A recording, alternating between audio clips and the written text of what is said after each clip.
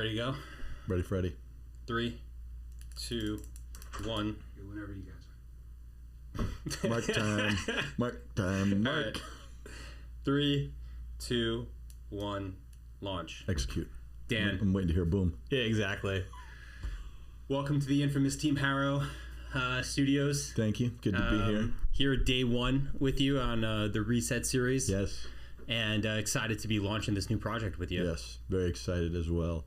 It's been some time in the making. Yeah. What? Where do you want to get started? What was the idea or your concept behind the Reset series, and how'd you come up with that name? Well, okay, so let's talk about the Reset series first, and then I have some questions for you since we put you in the hot seat first. Sure. But the idea of the Reset series was something after you and I have been chatting about something similar to this, the past year or so, of we've gotten older in our lives. And you've said I'm 44.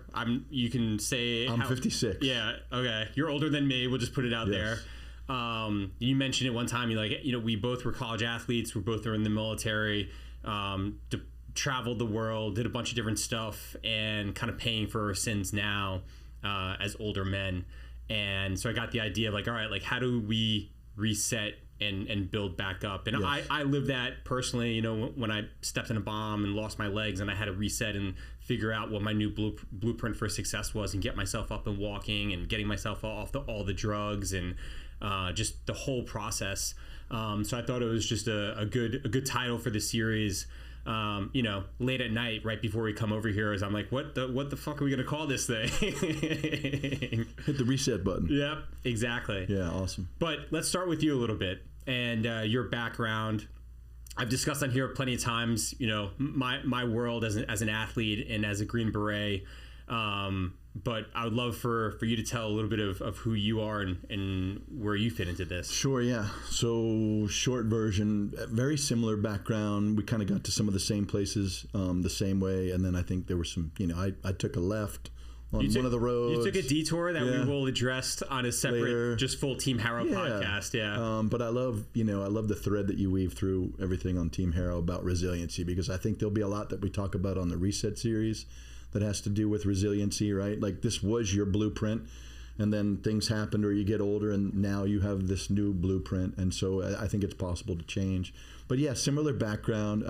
I grew up in a small town in Maine, Bath, Maine, population 10,000, because Bath Ironworks employs 10,000 people. If not for Bath Ironworks, there'd probably be nobody there. But I think we had 1 stoplight and 3 stop signs, pretty small town. So sports was a big deal. A lot like where you grew up. For us, it was just a lot of seasonal sports as well as hockey. I know you're a hockey guy. Mm-hmm. And I would say I was never a great athlete. I was kind of like lettered in all sports. Parents, I guess in Maine, we were kind of considered middle class, but maybe Maine's cost of living is a little lower. So what might be middle class in Maine, you might be considered a little lower middle class. You were very lumberjack wealthy. We were flannel shirt, bean boot wealthy. Yeah, absolutely, man. I mean, like flooding the pond out back. Yeah. Don't get me, I'm going to be in Maine over the holidays, holiday coming up, so I'll come back and you're going to have a hard time recognizing my accent. But, flood the pond to play hockey. We didn't have private clubs, a lot of the amenities that kids here have. We didn't have fancy training stuff. We had a gym at the school, but I enlisted in the Navy out of high school. Parents really couldn't afford to send me to college, so my hope or goal was if I can't find a way to get to college, at least I'll have the GI Bill, and then I'll do a 4 or 6 year enlistment, and then we'll see what happens next. I got picked up for an officer candidate program called Boost that at the time was located in San Diego, California. It was modeled after the Naval Academy Prep School. If you graduate from Boost, you receive either an appointment to the Academy, to the U.S. Naval Academy, or an NROTC scholarship to go to any college or university that has an ROTC relationship. I decided to go the college route, and it's funny because I had been an okay athlete, but what happened in the military at age 18, and I was kind of a late bloomer, so you probably recall this yourself, but started exercising a lot because on deployments there's not a lot to do, right? Yeah. Like where's the weight pile, and how many push-ups can you do, how many sit-ups can you do? So I think I graduated high school at 176 pounds. I came back a year later after my first deployment, and I was 205. And then a year later, I was 225, and by the time I graduated from this Boost program, Officer Candidate School, and I was interviewing with schools, I had a completely different physical capability than I did the 3 years prior, right? I was benching, I don't know how much, squatting, I don't know how much. It was just different, I grew into my clumsy body that I had when I was 18. I remember I wanted to go back to school in New England where I grew up, and I went to Holy Cross for an interview in Boston College. And I remember walking through the door to meet the football coach and the defensive coach at Holy Cross, and they're like, man, please tell me you're that kid from California that we've been talking to and looking at. I'm like, yeah, that's me. I'm here to work out. They're like, no, you don't need to work out, man. You're good, inside linebacker. But I ended up going to school in Jacksonville, and at the time, JU didn't have a football team. They do now. And the only sport that they had any openings on was the crew team, and I had done 1 year of crew in junior high school, so I'm like, yeah, I can row crew. So I went down, I kind of talked a little trash to the coach. I'm like, just put me on an erg, coach. And I did really well, and so they gave me a crew scholarship. I already had a full scholarship for my tuition, so I ended up graduating from there in 3 years with my undergrad. I had been in Boost in San Diego, and I was working out and training a lot, and I was jogging on the beach one day, and I come upon this compound, and I see all these guys on this obstacle course, and I'm like, man, that looks really cool. I'm in the military. I've got an idea. Let me go running up there and see if I can jump on the O course. And these guys were like, can we help you, bro? You don't belong here. Yeah. We don't know you. And I'm like, yeah, I'm in the Navy. Like, you guys are in the Navy. What's going on? And they're like, we're cool, right? You're not in this Navy, son. Yeah. And I'm like, what do you mean? And they're like, well, we're frogmen. Do you know what that is? And I'm like, no, man, I don't. Like, in the late 80s, it didn't have, there weren't movies and books, and there wasn't all the popularity. It was a lot more secretive or just under the radar than it is now, I think. Or lesser well-known in culture, like pop culture. Correct. Yeah. 100% lesser known. I'd seen some recruiting posters, sure, but there was I was told at the time that there were less than 1,000 active duty naval special warfare guys. I don't know what it is now or what those numbers are.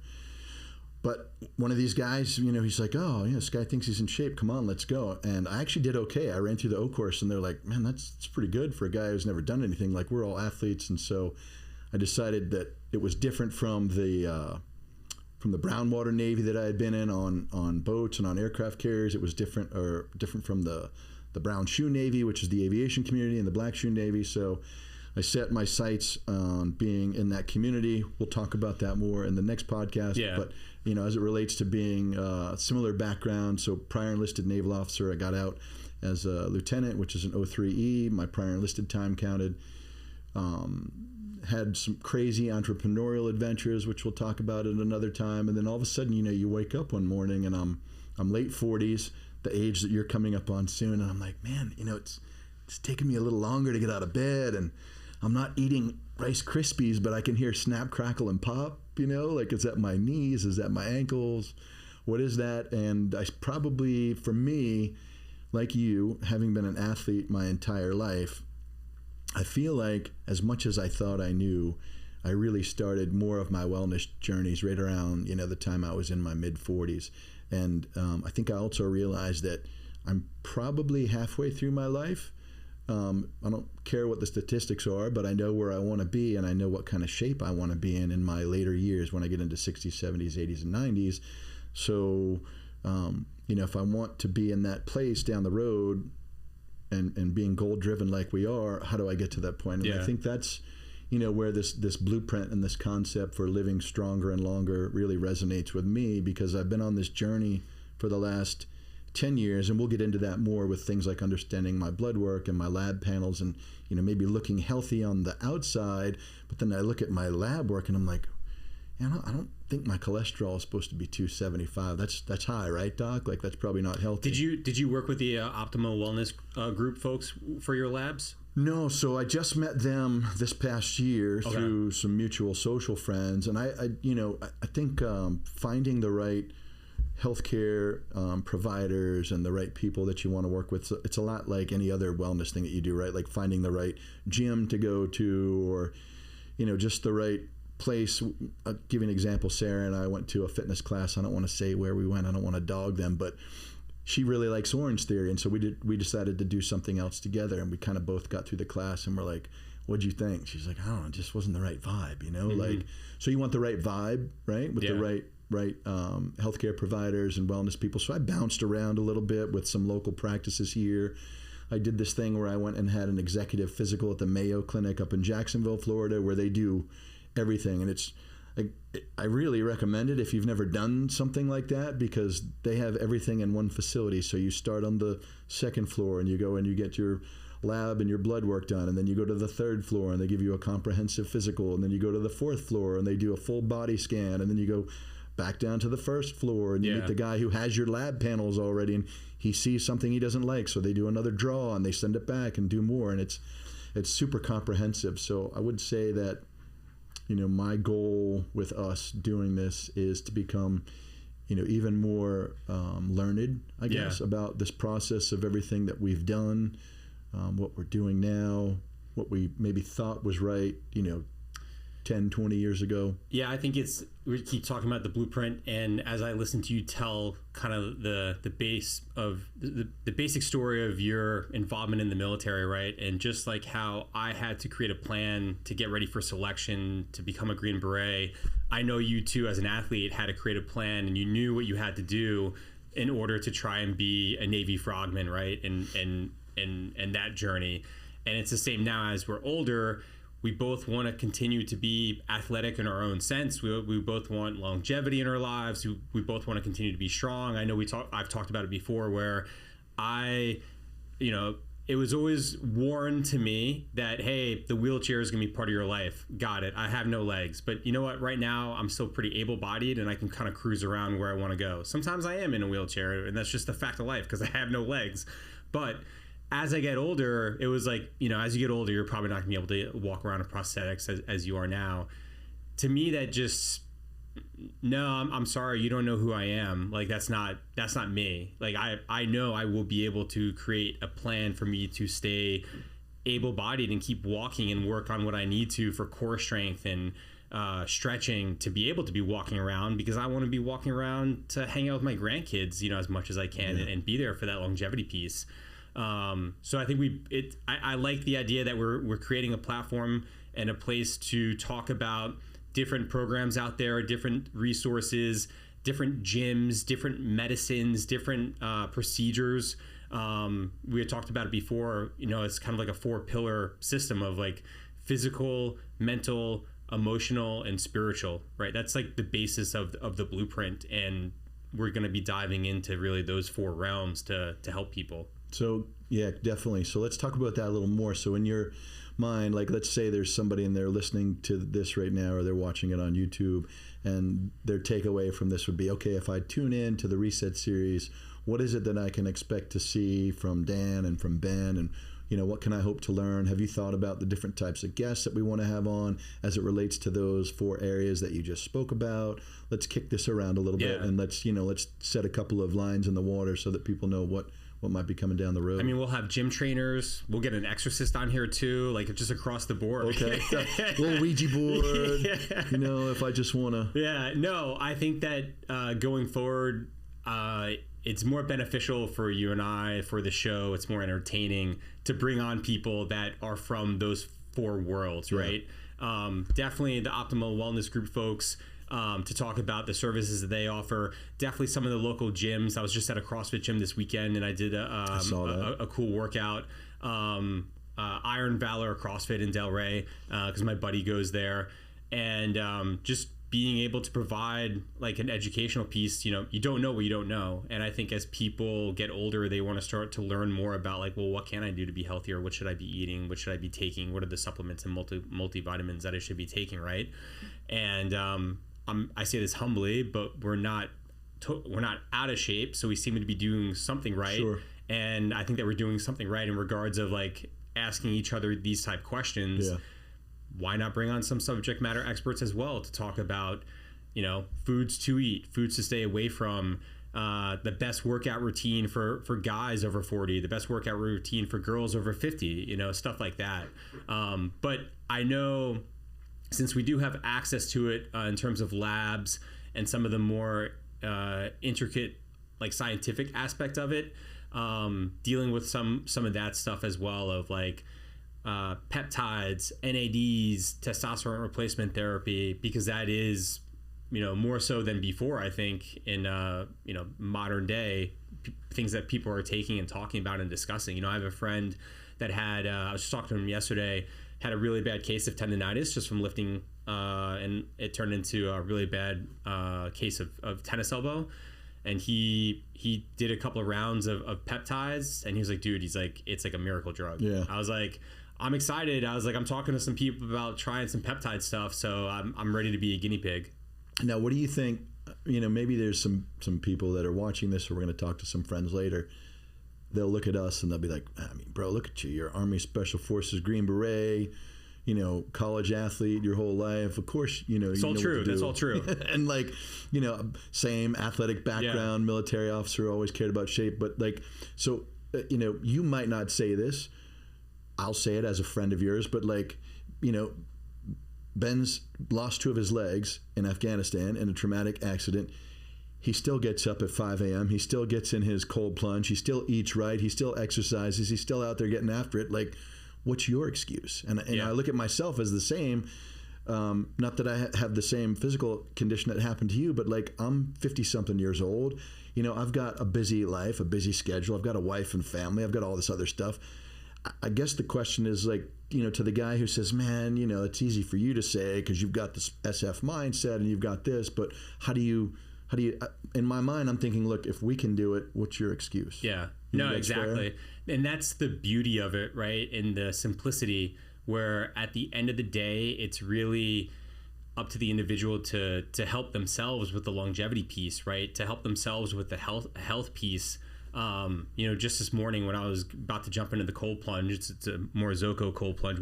I'm ready for them for their sponsorship right up there. I need one. Yes. Yeah. Let's reach out to them. Let's tag them in this post. I will. Okay. I was sitting there just like, it sucks. I just don't want to get in, but I was like, I have to get in because it's difficult and because I don't want to get in. I need to get in, and I got in like I do every morning. But it's that everyday internal battle where I have to make the conscious decision to enter the water, right? And it's really just that simple. And I enjoy it not just for the obvious and scientific. I'm sure we can quote all the different studies about why cold water therapy and cold water immersion is so great for you, for your nervous system, for your circulatory system, for inflammation, for everything. But what I really like it for is because it's such a mental challenge where I know that at, 6:30 this morning when I was in my cold plunge, I did something hard, and I can kind of base the rest of my day off that, where I already made like a tough, difficult decision, an uncomfortable decision. I accomplished something, and it kind of like sets the tone for the day. Yeah, I think that's right. And I think also that, we now have resources available to us that are literally at our fingertips, right? With our smartphones, whether it's Android or Apple or whatever. And there's a million apps out there. There's all kinds of information that we have access to. So, clearly what I think we're agreeing on is that we would like this to become a repository of information where people could tune in and learn things that maybe they didn't know. If Blockhead here can break it down into simple sentences that window-licking, crayon eaters can understand, and with your help, I can maybe put some eloquent words around it. But, I think that would be something. You said physical, mental, spiritual, and emotional? Emotional. All right. So what do you envision us talking about? Obviously, physical will be probably one of the bigger ones that we're going to go through. But what do you envision as far as like emotional, spiritual, mental type things, guest-wise and topic-wise? Like I'll bring up something, for example, like mindfulness. Yeah. Is that something that you put into your daily life now? Is that something where you try and I've heard you talk a little bit about breathing in the past, or about maybe meditation, anything like that. Yeah, I mean, I would love to bring somebody in here to talk more scientific, or more someone that's more than an expert just than myself, that's discovered meditation and breath work, because it's I could just talk about it from kind of like my first player point of view of I do it works for me, it makes me feel great, I'm able to work on visualization and kind of think about what I need to achieve during the day or in life goals, or if I have work problems, and I'm able to just kind of silence the mechanism.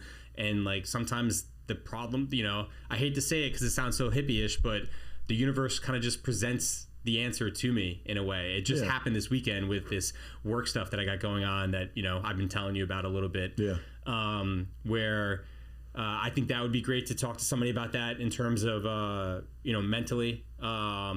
Spiritually, I had some people on the Team Harrow podcast and just been talking that have been more faith-based in their decisions, faith-based in their occupations, faith-based in how they present themselves daily as Christians in whatever religion it is. I just do think that that's important from my own personal perspective.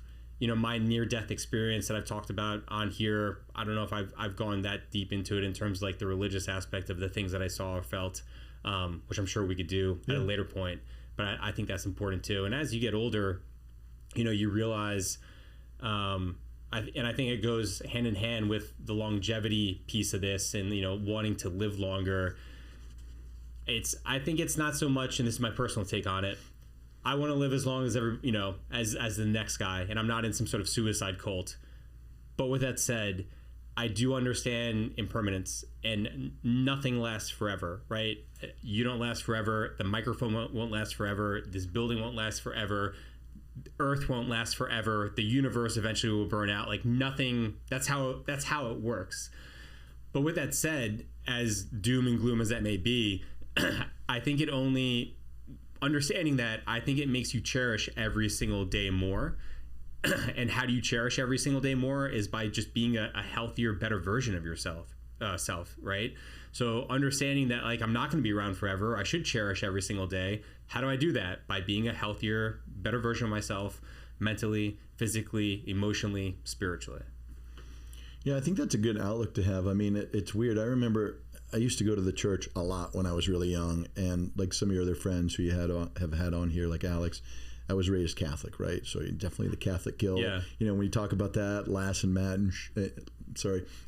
Latin, shh, be quiet, we're in church. Those types of things. But it was. I made these observations when I was in the church at a young age, like, wow, there's a lot of really old people here. They must be nervous about dying. So now it's a good time for them to get, closer to God. Figure some stuff out and kind of like right some wrongs before they have to go meet the maker. Yeah, I mean, and being candid with you, right? Like, obviously that's, one of the ways you think when you're really young. But yeah, I'll definitely look forward to diving more into those topics and getting some people here that we can talk about as well. What is your take on the Reset series, and what would you like for people to get out of this? Yeah, so, I think in general, we talk a lot, and I like how you use a lot of military metaphors. I probably picked some up over the years that I use a lot as well. In order to know where you're going, you have to know where you've been, right?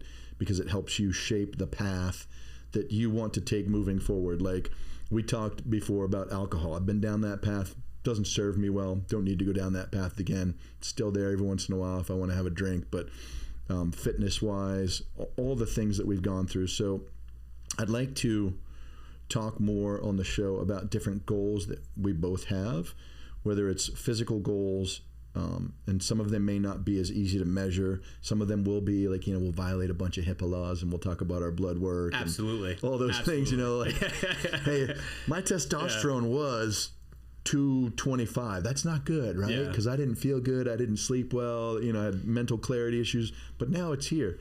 So I think, having that blueprint for me would mean setting some goals in place. Maybe we're not really entirely sure what those goals are. Like I have some obvious goals about weight and wellness and nutrition and all that. Spirituality, mental health, all those other types of things. I think we're lucky, Ben, because we're in a generation where people certainly talk a lot more about some of the issues that maybe were taboo even as little as a decade ago, right? You've talked openly about how the GWAT produced people that are single amputees, double amputees, quadruple amputees, and Walter Reed and the DOD and the people that process all of these victims of all these accidents that have happened.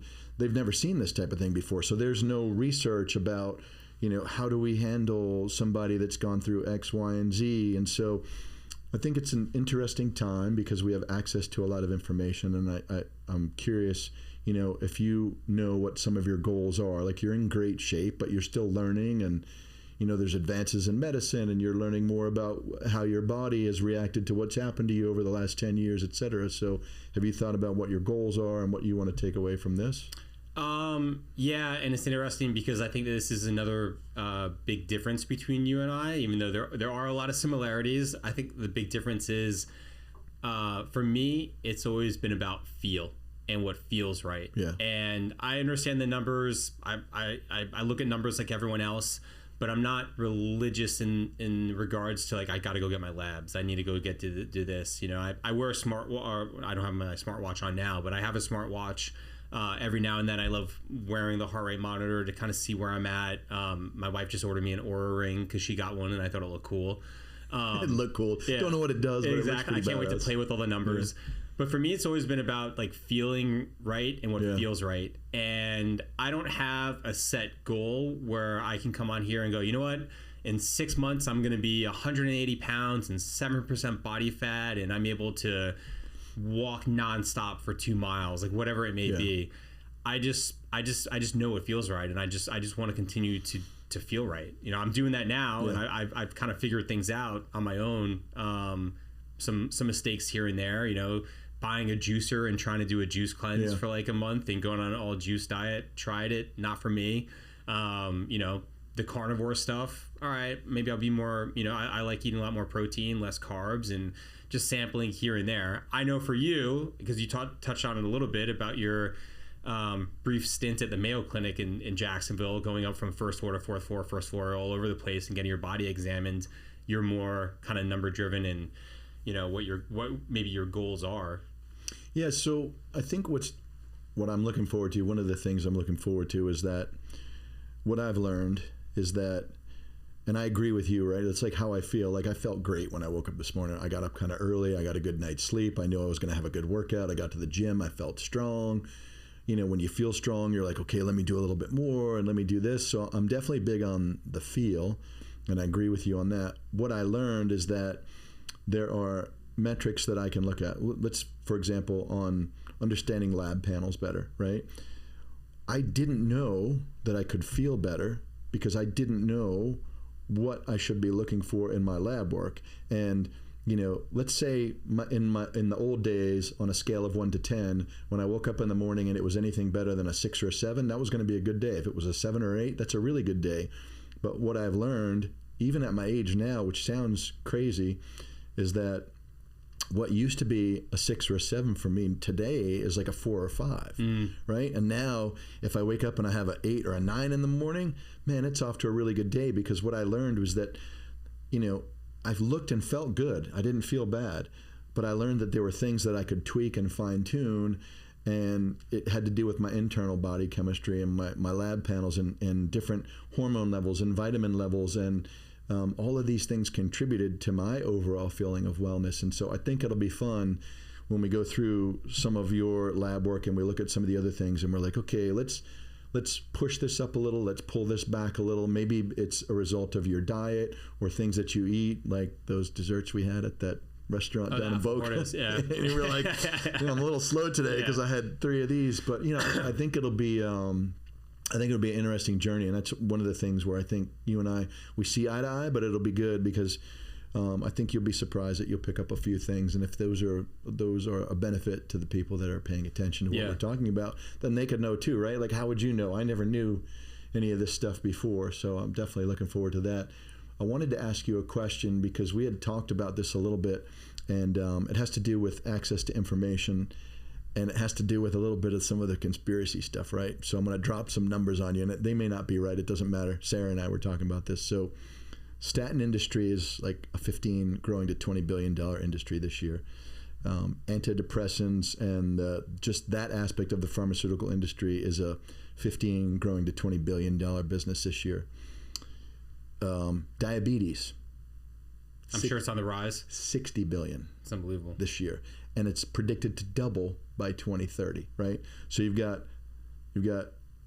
about $100 billion there just in the pharmaceutical aspect of not treating wellness, but treating unwellness. That's a big industry, man. Like how do you I you don't. know, I how don't do you go up against that? well, first off, I don't foresee us getting a pharmaceutical sponsor after Probably this. not. You never know. What was the question? How do you go up against that? No, I mean, I think, so not just how do you go up against it, but, we're promoting wellness as people age. Yeah. We're promoting wellness for men and women and creating a blueprint for living a longer, healthier, more sustainable wellness into your later lives. But, the mindset here in the U.S. is, well, if I get a little overweight, I'll just take a pill or I'll get on Ozempic Take or I'll do whatever. GLP-1 shot. Yeah. So how do you compete with that? I mean, I don't think you compete that. I don't think that you can compete with that in the short term, but I think like a lot of different fads in the long term,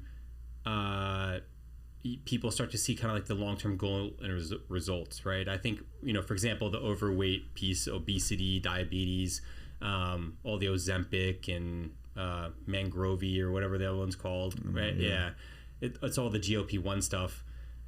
That stuff has been out for a hot minute, and it was always focused more for people that are truly overweight and have diabetes and need to take that, because it's kind of life and death. And now it's more of a trendy thing for people to take that. I don't think that the jury's out completely on what that does to your body when you don't really need it. I think there's a lot that goes on with your endocrine system. I think there's a lot that goes on with your digestive system in terms of starving. It's like putting yourself into like a starvation mode when you don't really need to be. I know that I do know of cases where people are going into dehydration and becoming heat casualties quicker, especially in hot environments, kind of like Florida, where they're not eating because they're taking GLP-1s, and they make themselves a heat cat because they're not drinking enough water because they feel too full.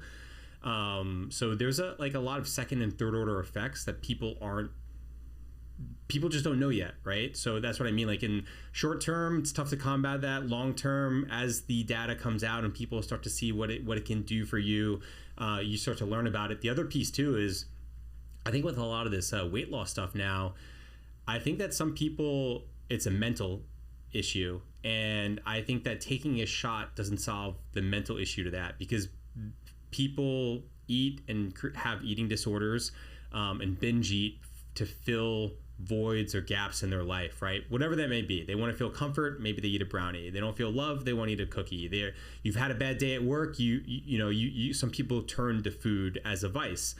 And by cutting that off and losing weight, that's great, but because it forces you not to eat, you don't feel full, you don't reach for that. But when you then go off the GLP-1 and you allow that to happen, if you haven't fixed up here what's going on mentally, you just go right back to eating the cookie and the brownie, and when you feel depressed or you have issues, right?